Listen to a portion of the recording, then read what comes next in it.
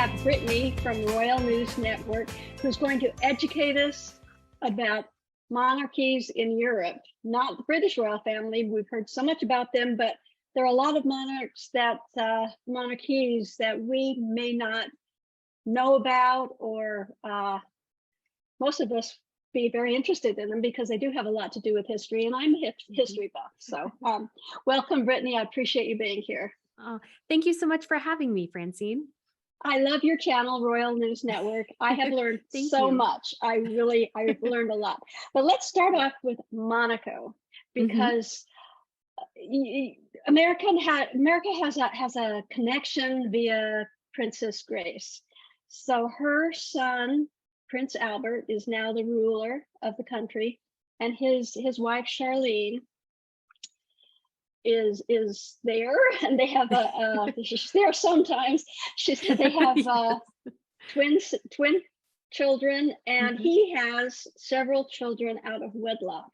So how do the Monegasques relate to all this strange family in the royals? You know, I kind of think, looking at the Monaco royal family, there's kind of like this history of tragic love associated with them. I think it even goes like back to a curse or something in, like, I believe, the 12 or 1300s. So this has been a long time. So it's not just Albert, but his sisters have also been rather unlucky in love. So it's kind of a tragic thing to see. And there were rumors that she was trying to escape the wedding before it happened. And she was away for about 6 months to a year last year due to some issues with her ears and sinuses, and she was in South Africa. So, I think Monaco, they enjoyed the glamour, and so they kind of have a bit of more of that celebrity, I would say, than probably most royal families do. So do you think that they're disappointed in the way Albert's conducted himself? I mean, we know that Princess Grace did her utmost to blend in and bring the monarchy into the modern century with all her class and dignity. Yet her three children have basically, I can't say thrown that away, but they've kind of tarnished it. I'm sure in some pockets there is a bit of disappointment, but at the same time, it's a very small community, and it's also a very extremely wealthy community. And so I don't think they necessarily, I'm sure people would like more of a simplistic love life, especially for Albert, because he has two children that we know for sure are his, that were born out of wedlock. There are always rumors that there are more. And so I think probably the person who I feel like is saddest in this situation is definitely Charlene. I do feel really sorry for her, and I think she does have a big challenge there. But I think the Monaco people, they kind of love their royal family. They come out for Monaco National Day. I was actually kind of hoping maybe to even make it out there within the next couple of years to enjoy that, because that's when they kind of have, their big celebration and the whole royal family comes out. But Monaco is very much about glitz and glamour. And I feel like especially Caroline and her children bring a lot of that to Monaco, and Charlene as well, like you said, when she's there. Yeah. I was going to ask you more about Caroline and Stephanie, Albert's sisters. How involved are they in the day-to-day activities of the country? I think definitely Caroline. So she's the oldest. She's actually older than Albert. Is very much, I think, really the first lady of Monaco in many ways. She is there pretty much for every kind of big event. Her and her children actually take a very prominent position. They're kind of older than the other kids, so I kind of understand why they take such a prominent role in a way, because most of them are, mid-20s or younger, and her kids are in their 30s for the most part. So, but she is very much involved in the day-to-day, and she appears very close to her niece and nephew. So that's Prince Jacques and Princess Gabriella. So those are Albert's children. They were twins. And so I think they're about 7 or 8 now. So she is very involved. Legitimate children. Yes, legitimate children. Yes, that should be mentioned. So these are the children between Charlene and Albert. And we saw this very cute moment where both Caroline and Stephanie were holding the kids' hands during Monaco National Day last year, and they appear very close. So I think that's very sweet. Like, the family dynamic within the siblings, I think is pretty strong. So. Okay. In your opinion, this is just conjecture on your part, do you think Charlene and Albert are going to be staying together, or do you foresee some disconnect in their marriage in the future? I know I I don't think want to put you on the spot, but you're the expert, so I just want to know what you I mean, feel. at this point, I feel like if they were going to divorce, they would have done so already. And I mean, obviously there was a lot of rumors right before the wedding that she wanted to flee and they had basically hidden her passport. Those were kind of the rumors that we were getting, which is pretty serious. And she appeared to have like tears flowing down her face at the wedding. And, people wonder, are those tears of joy or tears of sadness? So there's a lot of questions about that. But I think at this point, my understanding is that they pretty much live separately. She has her own apartment, I believe somewhere in Monaco, if not, somewhere within the royal palace. So they Mm. live pretty separate lives, I think, for the most part. They do come together for certain things, but she has never been very, very involved in doing like foreign royal events or anything. It's usually Albert who goes by himself. So it was actually a bit of a surprise to see her attend the funeral of Queen Elizabeth II, because usually she avoids kind of those bigger occasions elsewhere in Europe. Okay, well, they are a couple to watch for sure. Yes. Let's move on. Let's move on to Belgium. Yeah. That doesn't get as much publicity. Mhm. We've got King Philippe and I guess Queen Matilda. Is that Mhm. okay? They have 4 kids. Yeah. Um, did it now? They came. Philippe came to power when his father abdicated. And that seems to be Yes. a trend now. Well, I don't know how much it is in other places, but um, was there a reason that he abdicated and left it, or it's just age? Yeah, so there is again another scandal, this time also with another illegitimate child. So this woman had started to actually sue in order to be recognized as a princess because Albert was her father. And so there went through this whole court process. She is now a princess. She has a somewhat official role within the family, but because of this scandal, and Belgium is generally Catholic and, it's more conservative country, they decide because of the scandal surrounding it, his father went ahead and abdicated in his favor. And so that just kind of changed. And that's happened in Spain as well. So Spain had Mhm. an abdication around the same time due to scandal, and that was King Juan Carlos. And so he abdicated in favor of his son, who was also named Philip, although he goes by belief. So that's a very common name. And they just did that because, again, scandal, and monarchies at this point, I think, as well in Europe, are at very precarious states because people are, they kind of like the glitz and the glamour, but they don't really like how that might affect their taxes or how much they have to pay for them and those sorts of things. So it's kind of a careful balance. So you have to be very careful kind of to avoid scandal, because you don't want somebody to go, okay, we're paying for you. Now we don't really want to do that anymore. And the only other abdication that happened in Europe within the last 10 years was in the Netherlands, but that is actually a history and tradition that they have in that country, where after a certain point, whoever's monarch decides, you know what, I'm going to abdicate in favor of, whoever my oldest child is. And I think that's kind of a sweet tradition, because that way you can see the transition of power without the grief process. And, we've Mhm. seen the grieving in the UK, but when Princess Beatrix, now is her name, she was Queen Beatrix, when she passes, it'll be very sad, but her son is already king and he has been for about 10 years now. So Do you see that as a growing trend that it might be better to do that versus wait until somebody dies, like we waited for Queen Elizabeth? I think it might be. And I think, again, because it's a kind of a nice transition of power. So instead of kind of there having to be this mourning process, it can be a celebration between the previous monarch and the new monarch. And so they can kind of celebrate together as a family. So I think this may be a tradition going forward.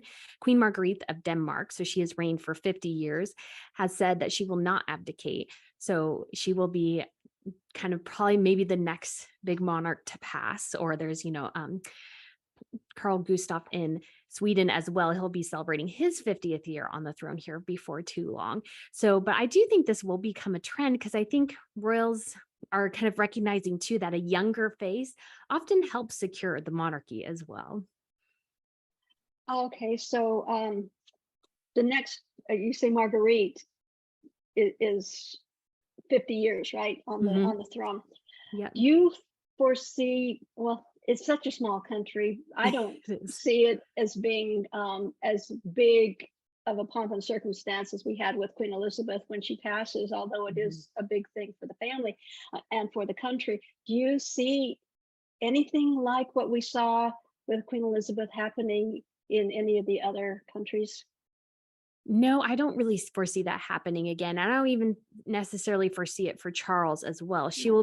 She's really kind of the last of her age. And so I think even if she had died, her father's funeral perhaps in some ways was even bigger because it was more of a mourning process. People were at that point even more connected to the monarchy. So I don't see it being as big a celebration, but kind of like any death in the family, because a lot of these European houses are interconnected, going back centuries, there will always be a gathering of kind of the biggest, monarchs and names in that kingdom coming out to celebrate and commemorate the monarch, because there's only so many people who can really understand what they go through. And so Queen Marguerite, after Elizabeth died, she was pretty close to Elizabeth and wrote this very, very sweet letter about kind of her reign and how special Elizabeth was, not only to herself but to all of Europe as well.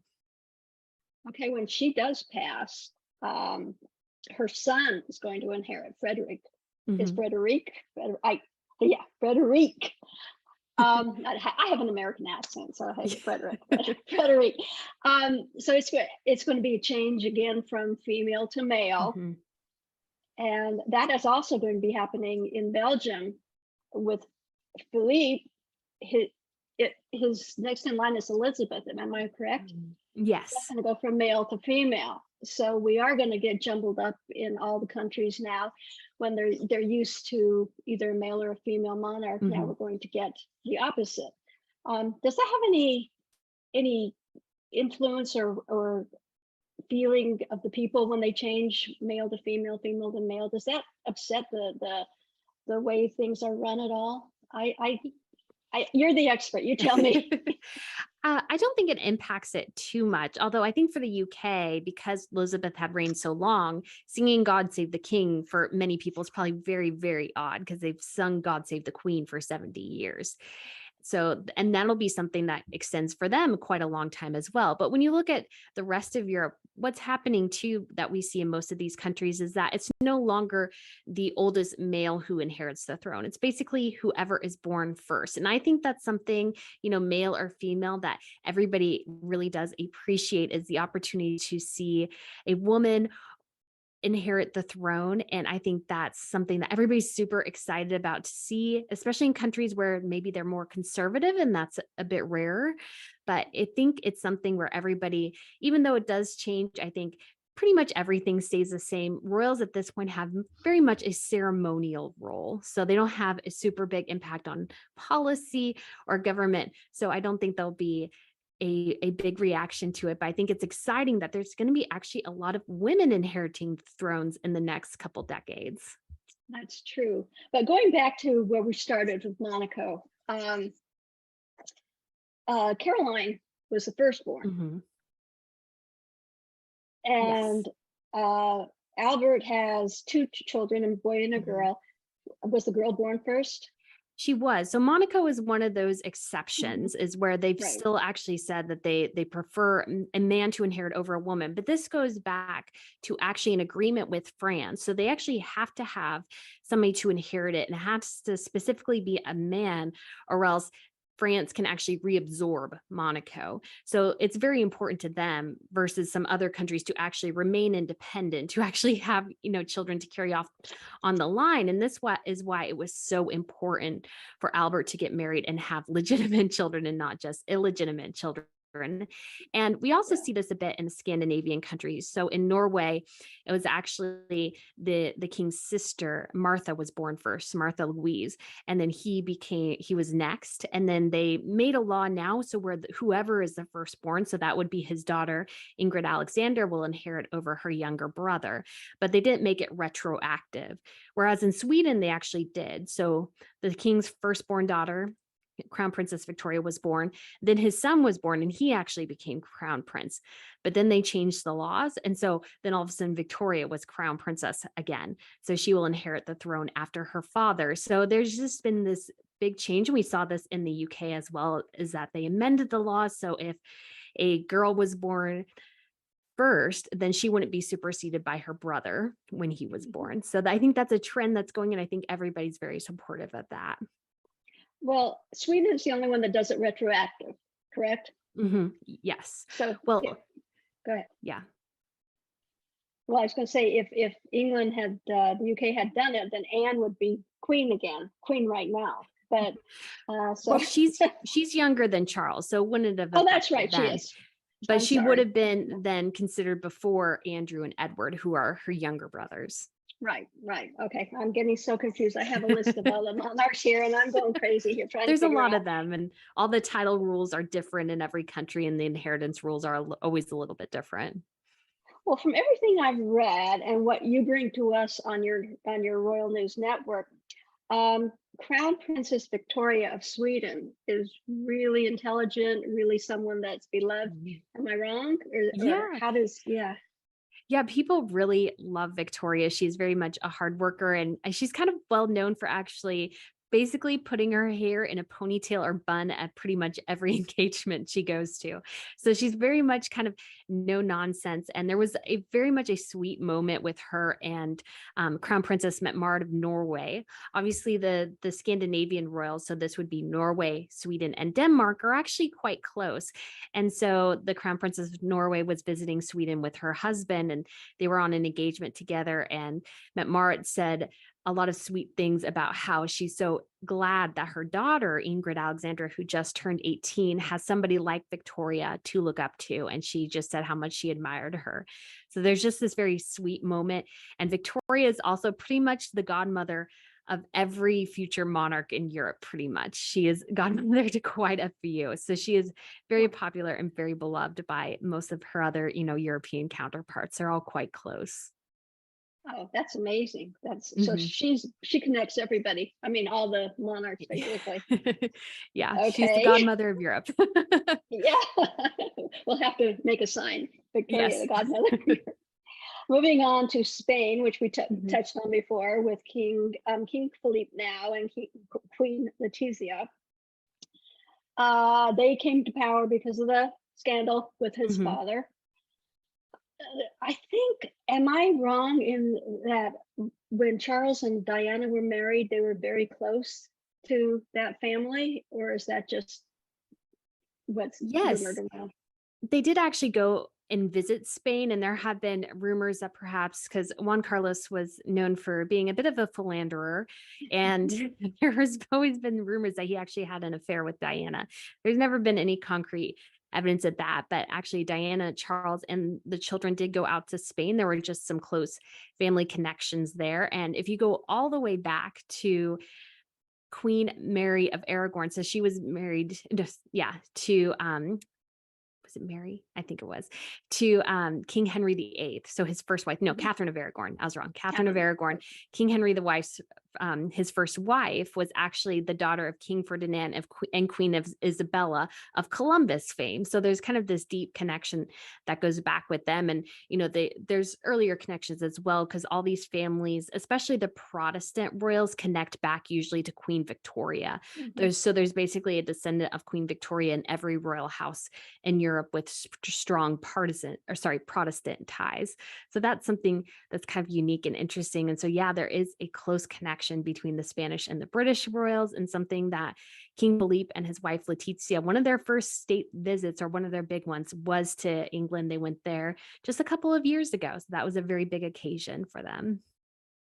Yeah, I know from watching all the documentaries about Queen Victoria that she wanted to marry off her children to all the monarchs around England, I mean, not England, Europe, so that they could all be related and there wouldn't be any wars, because how would you go to war against your cousin? But that didn't turn out too well, as we saw. Well, with she some tried. of She tried. She didn't succeed.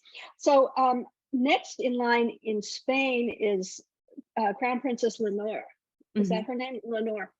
Yeah. So Leonor, And so she's a princess of Aurelius. That's kind of the designated title for whoever is heir apparent, kind of like the Prince of Wales in the UK designates the heir apparent. Mhm. And so she is currently studying in the UK. She's in high school. I believe she's actually going to graduate pretty soon. And so she is kind of learning the ropes. She has started to give speeches, and because her parents established the foundation of the Prince and Princess of Aurelius, and obviously there's no Prince of Aurelius now, it's just Leonor. So she oversees a bit of that event now. And she has a younger sister named Infanta Sofia. So they don't have the princess title in Spain is reserved for whoever is the heir. So yes, it's kind of everybody kind of has their own little titles that they use to a certain extent. So Sophia is Infanta, and then her older sister is Leonor. And so it'll just be interesting to see they're doing a lot with their parents. It's just fun to see them growing up and being kind of getting more and more in the spotlight. How do you remember all these names? They're driving me crazy. I have my cliff notes here. all these names. There are a lot of them there.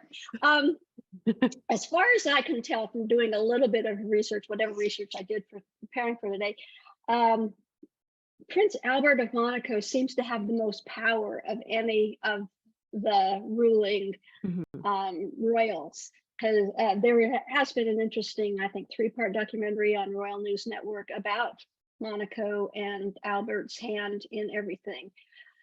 Is that true? First of all, is he the one that does have more power than any of the others? Pretty much. And so I didn't do the documentary you're referencing, although I wouldn't mind seeing it. But so Albert is definitely in power in Monaco in more ways than basically any other monarchy in Europe, except I would have to say I'm not sure about Liechtenstein. So that's another principality, and they have their own royal family as well. And so I believe they also have a significant power within that country because it's very, very tiny.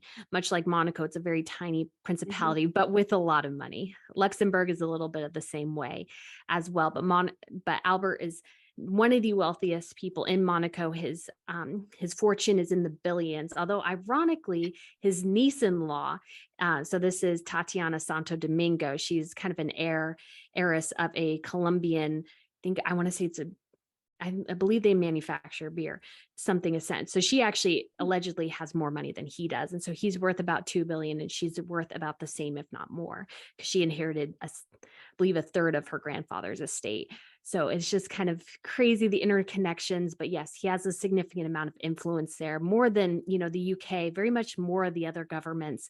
And royal families they're kind of diplomats of their culture, their tradition, and their kind of heritage and history. That's what they're there to. And they're also there to kind of meet the people on the ground. And so they do these grand occasions, and yet they also meet, the garage attendant at, a funeral event and thank them, kind of like Catherine and William did recently. They thank some volunteers. That's what royals can do rather than politicians who are more kind of just managing the day to day. The royals can reach out to a lot of different people. So I think that's something really unique and interesting that they can do. And as I see it, they bring in the tourist dollars. That's what I mean. Whatever the country spends on them is brought back plus, because people want to see the palaces, the wardrobe that they're wearing, which we'll get into in a minute, and just see royals. I mean, we've been all brought up with Disney, so who doesn't want to see a princess, especially somebody that is doing good. We won't talk about the other ones, but so somebody that is out there working with the people for the people is bringing in the dollars for the country, correct? Yes, that's the argument that they often use. I mean, palaces usually in countries are some of the most coveted historic sites to visit. This is especially true in the UK. I actually have been to most kind of the palaces. I've been to Hampton Court, I've been to Windsor a couple of times, but I actually haven't been able to go into Buckingham Palace yet. But that's, one of their biggest tourist destinations, in addition to like the Tower of London. So these places with these deep historic and royal connections, I think, are always something that draws people in. And I can see as well, having been in London for the Queen's Platinum Jubilee this this year and have planning on going to the coronation next year if it whenever it happens. It is something where, the streets were absolutely packed with people. Like everybody wanted to see a royal. That's why people were there. I met people from, all over the world, and even, some people from who lived in London too. And so they do bring, I think, a lot of tourism and interest. And it's just something when you see a royal, especially when you're not expecting it, there's something I think unbelievably special about that. Undoubtedly, undoubtedly. Yeah, you have your hotel reservation. I saw on your on your channel today that you're ready for the coronation. Oh, I'm ready. Who is the princess that is now living in Florida? Where is she from? I forget. Yes. Yeah, so Princess Madeline of Sweden, she lives in Florida, I believe in kind of the Miami area, Palm Beach.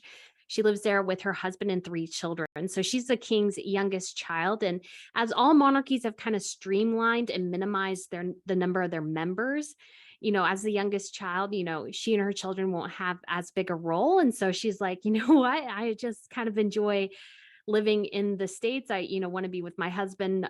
Being in Sweden is not necessarily critical to them. So they have lived there for a period of time, lived in the UK, but they seem to enjoy the sunshine of Florida. And then usually they spend their summers in Sweden. And so It's just kind of great to see she has 3 kids.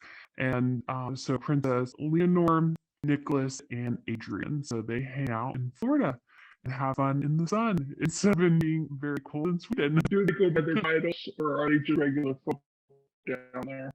I'm sure they're just regular folks. I mean, they do have their titles. The children don't have an HRH or a His or Her Royal Highness. The house stripped them of that because they just didn't deem it necessary anymore.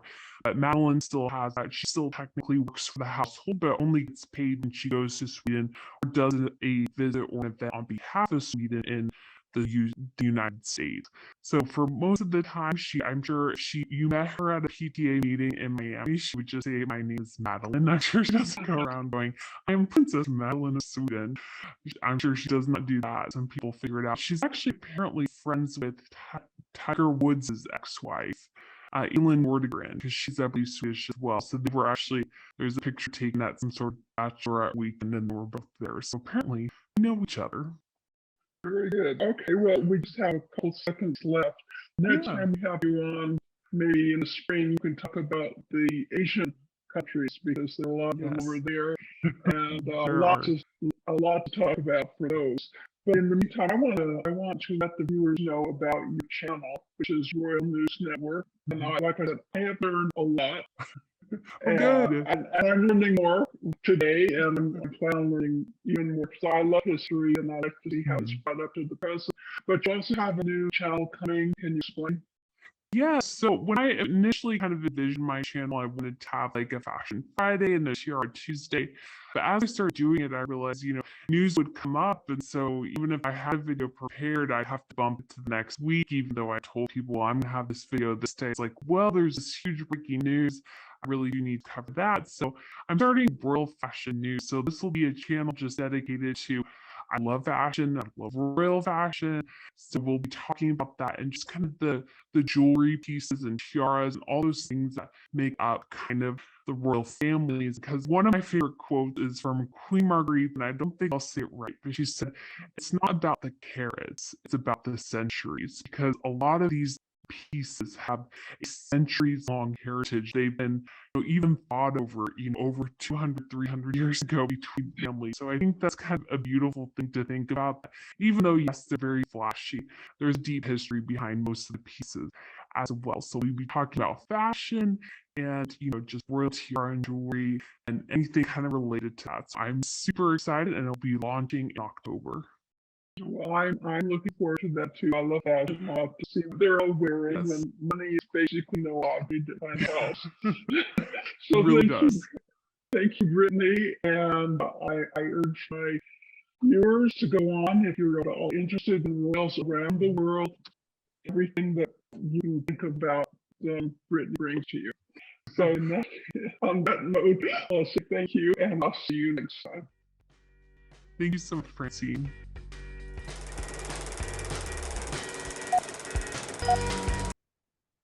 Thanks for watching, and I hope you enjoyed this little chat. If you have, please like, share, subscribe, and if you'd like to be notified of future postings, click that notification bell. All righty, I'll see you soon.